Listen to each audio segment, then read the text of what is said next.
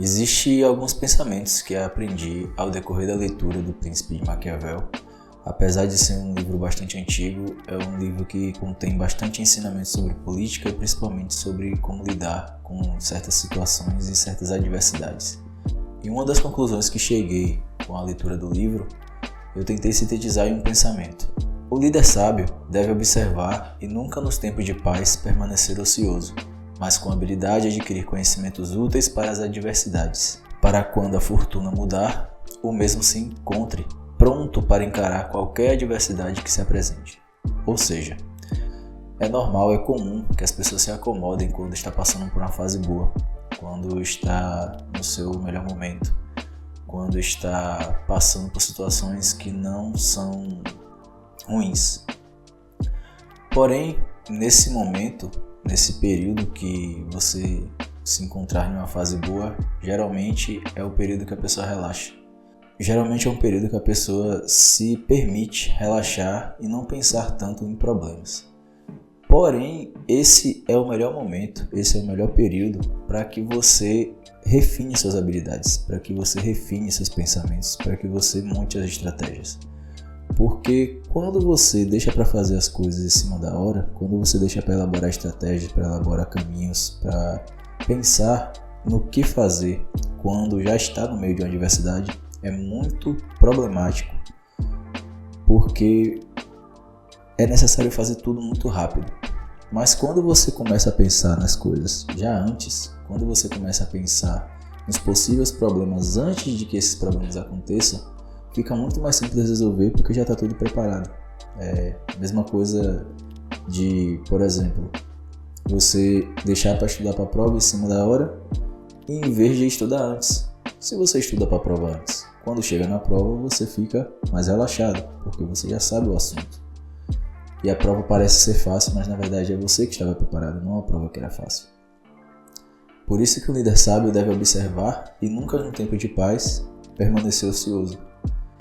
Ou seja, no tempo de paz não significa que você vá trabalhar, por exemplo, nas férias. Não significa que você vai trabalhar nas férias, mas você deve preparar o terreno para quando você voltar para o trabalho, por exemplo.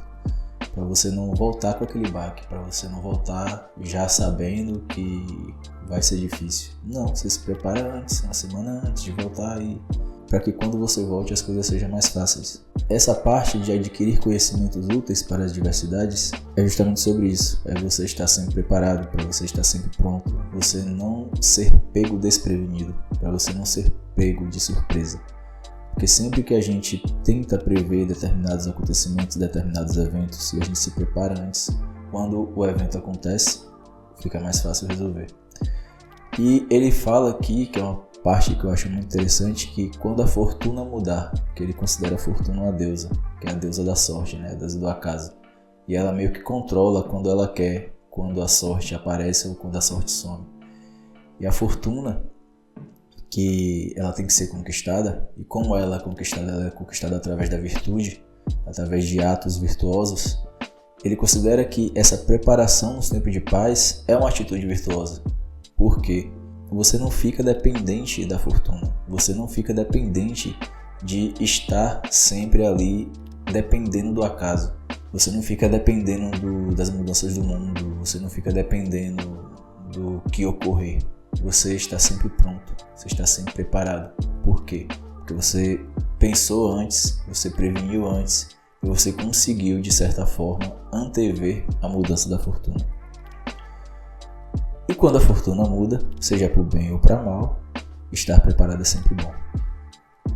Esse é apenas um de vários outros pensamentos que essa obra nos apresenta.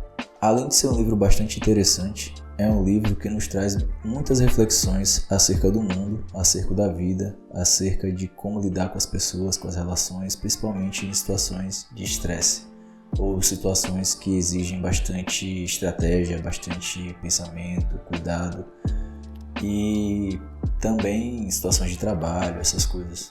É um livro de cabeceira, não é um livro que você deve ler uma vez e deixar para lá. Você tem que ler, reler, sempre que der vontade e sempre que for necessário haver pensamentos estratégicos, pois